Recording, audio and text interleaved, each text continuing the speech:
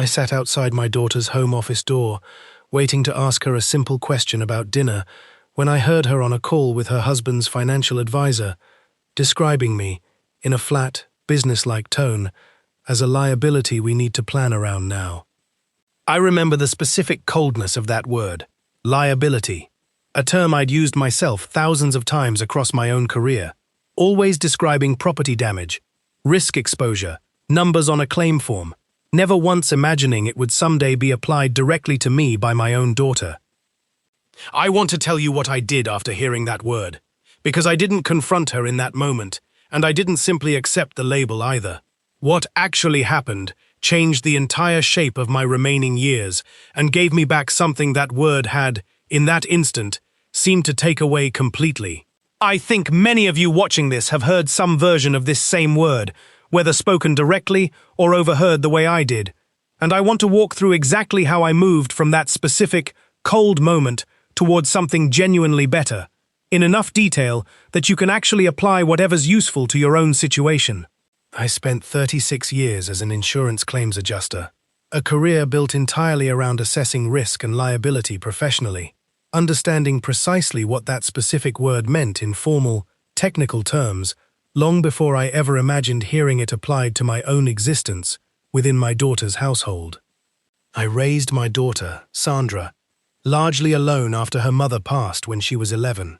working steady but demanding hours, while still managing every school event, every difficult teenage year,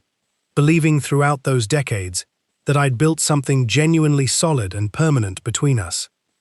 I remember specific evenings from her childhood, going over her math homework at our kitchen table, applying the same careful, methodical approach I used professionally reviewing claims, teaching her, without either of us fully realizing it at the time, the exact kind of analytical thinking she'd later apply so effectively in her own successful career. My health had declined gradually over the 2 years before that overheard call, a series of manageable but genuinely concerning issues, my blood pressure, an early diabetes diagnosis, enough combined concern that Sandra had insisted, with genuine love I never doubted, that I move into her guest suite rather than continue living alone. I'd agreed readily at the time, grateful for her concern, and genuinely relieved to have family nearby, managing what had started to feel like an increasingly complicated set of health needs I wasn't confident handling entirely alone. I remember the specific relief of that first week in her guest suite, no longer worrying alone about missed medication doses or managing doctor's appointments entirely independently, genuinely grateful for the practical support her household provided during what had felt like an increasingly precarious period, living by myself. The first year of living with Sandra's family felt genuinely warm, regular family dinners, my grandchildren visiting my guest suite most evenings, a closeness that made the transition from independent living feel like an addition rather than any kind of loss or diminishment. I contributed what I could financially toward household expenses, helped with the grandchildren's homework most evenings, and genuinely believed, throughout that first year, that I remained a valued, contributing member of the household, rather than simply a managed obligation. I remember specific evenings that first year, helping my youngest grandson with the exact same kind of math homework I'd once helped Sandra with decades earlier. A small but meaningful continuation across 3 generations that made the entire living arrangement feel, at the time, like a genuine addition to the family's life, rather than any kind of burden. I want to describe how the specific shift toward that overheard word actually developed, because it didn't arrive suddenly but accumulated gradually across the following year, small moments I noticed without fully naming at the time. Conversations about household finances started happening more frequently without my direct involvement. Decisions about family vacations or larger purchases increasingly discussed with a specific, careful framing around accommodating everyone's needs, a phrase I now understand, in hindsight, had begun quietly including my own health and care requirements as a distinct planning category, rather than simply an ordinary part of shared family life. I remember noticing, gradually, that I was no longer included in conversations about summer vacation planning the way I once had been, Sandra and her husband apparently discussing logistics separately, before simply informing me of the finalized plans. A small shift I noticed, but didn't fully examine at the time, assuming it reflected simple scheduling convenience rather than any deeper change in how they'd begun categorizing my presence within their household planning. I want to describe that overheard call in more detail, because the specific context mattered as much as the word itself. Sandra was discussing broader family financial planning with her husband's advisor, working through projections for their children's college funds, their own retirement, and, apparently, my own ongoing healthcare costs, all framed within a single comprehensive planning conversation, where I'd become, linguistically, a specific budget category rather than simply her father living in the guest room. I remember the specific numbers she mentioned, discussing projected healthcare cost increases over the following decade, comparing them directly against her children's college fund growth projections, the two categories discussed with identical technical language, as though my aging body and her children's education represented equivalent line items in the same broader financial equation. I retreated to my guest suite without asking my original dinner question, sitting on the edge of the bed for a long while, processing a specific, cold shock that combined professional recognition of the terminology with a deeply personal hurt at hearing it applied to myself. I understood, intellectually, that responsible financial planning genuinely does require accounting for aging family members' healthcare costs as a real, practical category. Understanding that didn't fully soften the specific sting of hearing my own existence reduced to exactly the kind of technical risk assessment language I'd spent decades applying to strangers' property claims. I remember thinking, sitting there in stunned silence, about the thousands of claims I'd once reviewed professionally, files representing real people's homes, cars, sometimes their entire livelihoods, reduced to risk categories and liability assessments, purely for the practical necessity of processing them efficiently. I'd never once, across those 36 years, imagined that same clinical framework being applied to my own remaining years by my own child. I want to describe those following weeks honestly, because the specific texture of my withdrawal mattered. I began eating dinner in my guest suite more frequently, citing minor health concerns as an excuse, genuinely unable to sit at that family table without replaying the overheard call in my mind. I noticed Sandra seeming confused, even hurt, by my sudden distance, though neither of us directly addressed what had actually prompted it. I remember specific evenings during that withdrawal, listening to the family's laughter and conversation drift down the hallway from the dining room,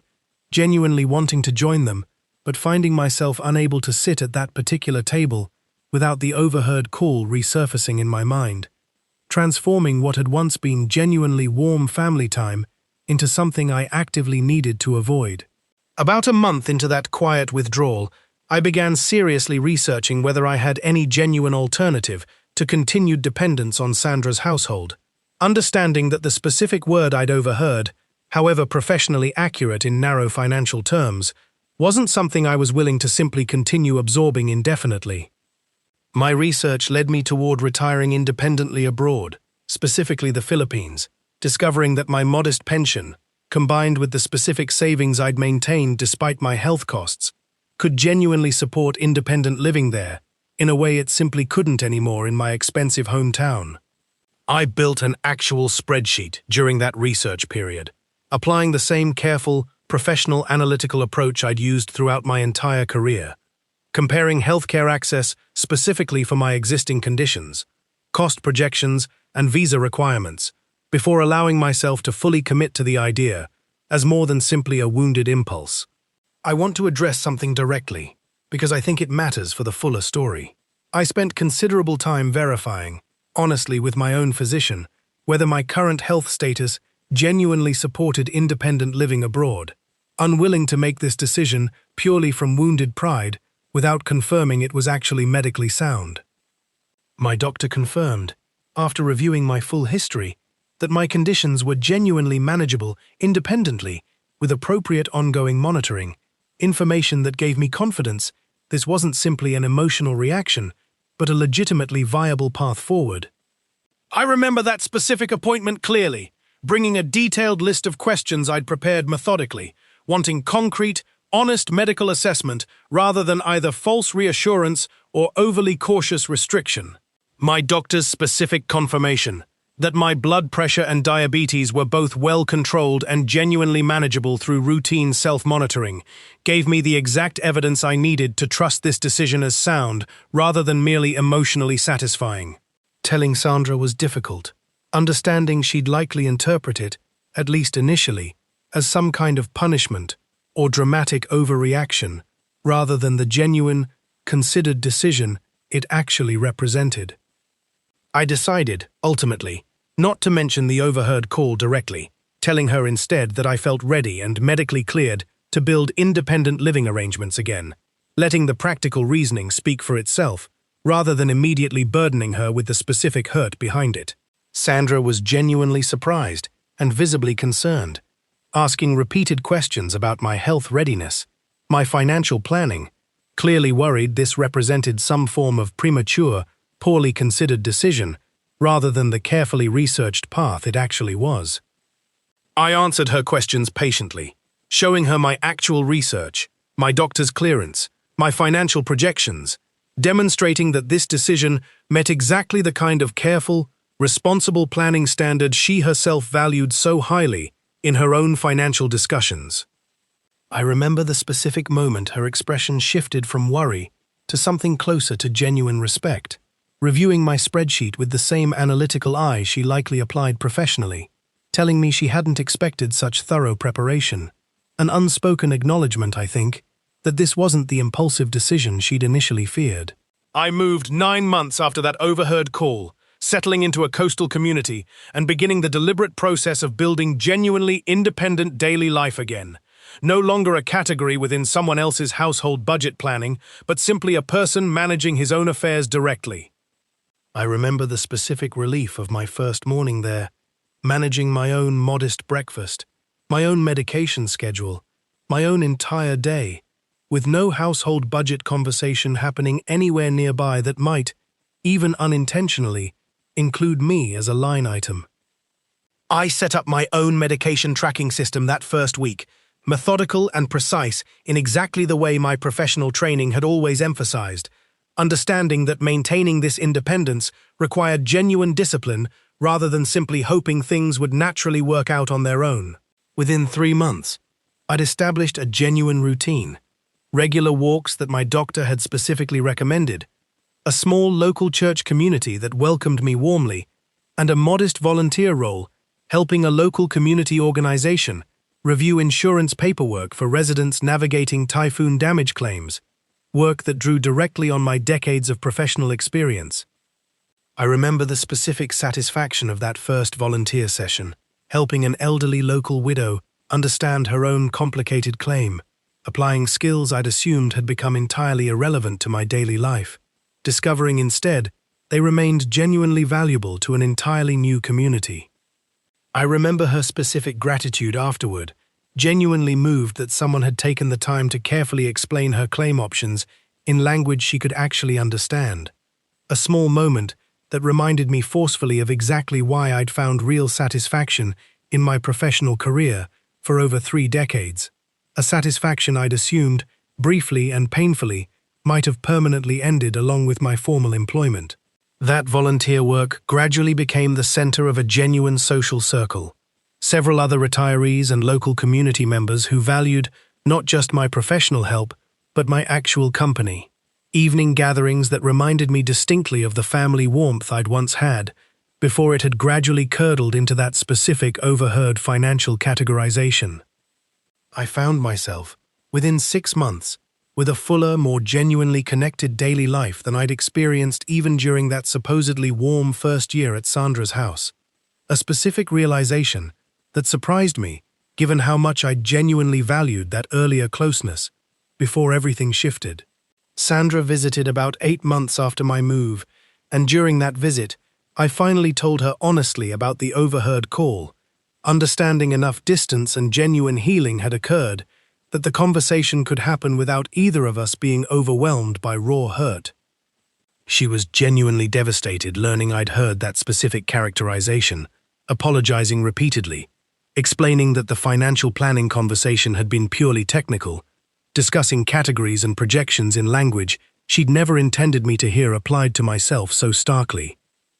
I remember watching her face during that conversation, genuine horror settling in as she began to understand fully how deeply that overheard word had actually landed, processing, in real time, the specific gap between her own technical, professional intention and the deeply personal wound it had actually created. We talked for hours that visit, Sandra explaining she'd never actually thought of me as a liability in any personal sense, only that the specific financial planning terminology, learned from years of her husband's professional advisory relationships, had bled unconsciously into how she discussed my healthcare costs during that particular technical conversation. I told her honestly that I understood the distinction intellectually, but that hearing it applied to me, regardless of the technical context, had genuinely required this entire rebuilding process to fully process and move past exactly the journey that had led me here. I also told her something I hadn't fully articulated even to myself before that conversation. That part of what made the word land so painfully was recognizing my own professional language turned back on me. A specific irony that made the hurt considerably more complicated than simple family conflict alone might have produced. Sandra told me something during that visit I've held on to since, admitting that watching me build this entirely new, genuinely thriving independent life had taught her something important about the language families use around aging parents, understanding now how easily technical planning terminology can unintentionally wound in ways the person using it never fully intends.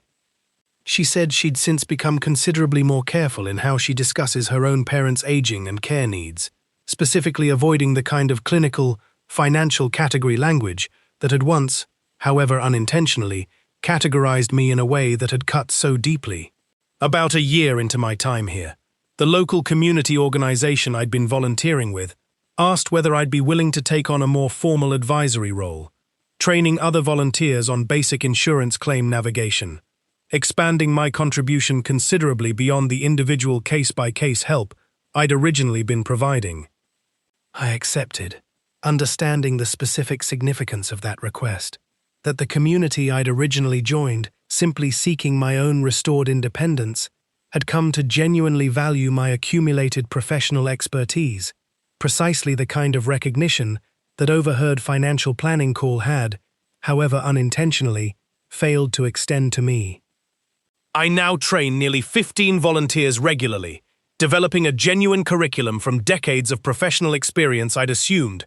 briefly, had become permanently irrelevant to my daily life once my formal career ended. Watching those volunteers grow more confident and capable, applying lessons I'd taught them to genuinely help their own community members, produces a specific satisfaction I don't think any amount of comfortable, well-managed dependence back at Sandra's house could have provided. My grandchildren have visited twice now, watching me teach volunteer sessions and manage my own independent daily life, with a specific pride I could see clearly in both their faces. Evidence, I think, that watching their grandfather build something genuinely admirable had shifted their own understanding of what aging and continued contribution could actually look like.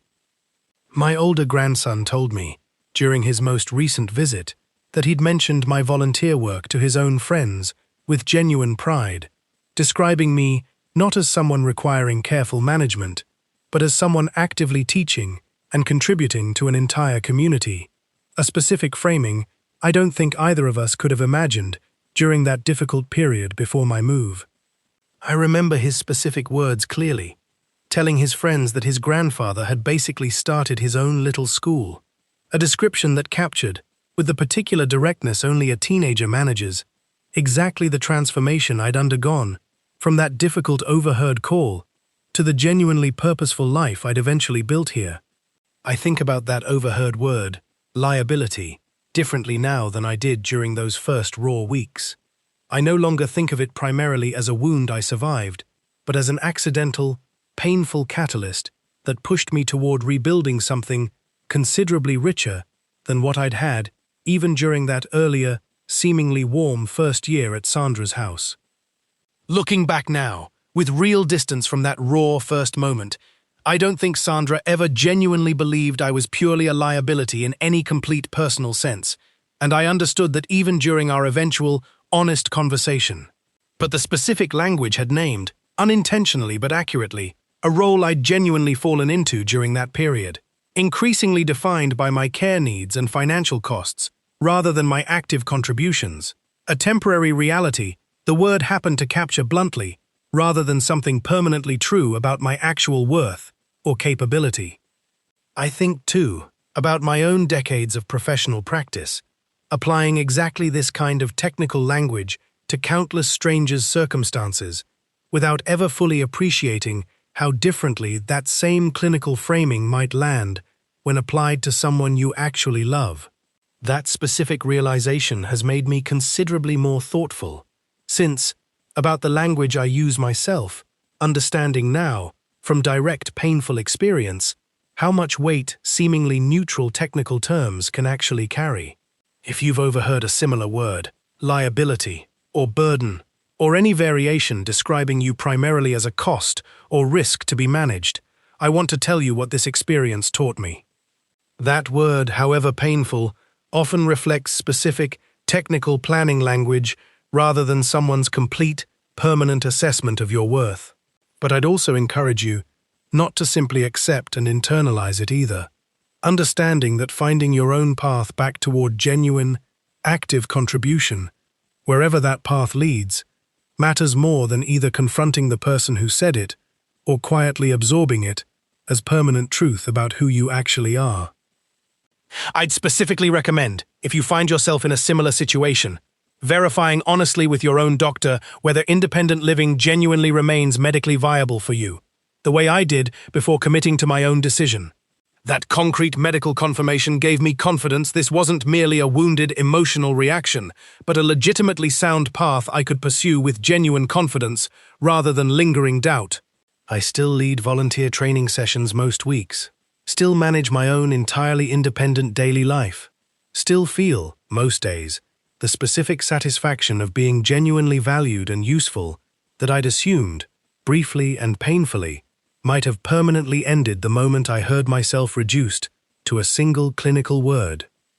Sandra and I talk weekly now, genuine conversations rather than careful, guarded exchanges, and she visits with the grandchildren twice yearly, watching a father and grandfather she's told me she now sees more clearly than she perhaps ever did during those years of increasingly managed, categorized care. I remember her specific words during our most recent call, telling me that she'd started, recently, describing me to her own colleagues not as her aging father, requiring careful management, but as someone who'd built an entirely new career teaching insurance literacy to an underserved community, a specific reframing that told me, more clearly than any direct apology could have, exactly how completely her own understanding of my worth had genuinely shifted.